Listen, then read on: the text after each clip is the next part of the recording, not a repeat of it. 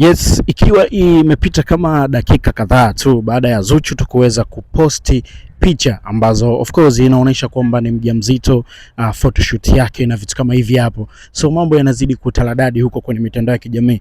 Mimi nadhani leo talk of the town itakuwa ni Zuchu na Diamond Platinum, au sio?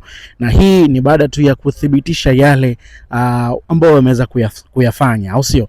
Hii kuna moja kati ya comment inasema kwamba aibu wataona wao, au sio? Sasa Diamond Platinum kutoka kuna ukurasa wake wa Instagram naye pia hajakaa kinyonge. Unajua yeye ndo baba, so hata kama kuna mvurugano ambao upo ukiendelea kati yao wawili, sidhani kama kutakuwa kuna kitu ambacho hakiko sawa hata katika masuala ya malezi na vitu kama hivi hapo. Sasa Diamond Platinum kutoka kuna ukurasa wake wa Instagram of course ameposti picha za Zuchu, mke wake kabisa huyu ambaye sasa hivi wanapambana kupeana taraka, lakini ameposti picha hapa za Zuchu, zile picha ambazo Zuchu kaposti akiwa mjamzito, naye pia ameposti na akaweka ujumbe mmoja mzuri sana ambao watu wengi wameweza kumcomment. Ameandika ujumbe unasema hivi: new heartbeat in the family, au sio?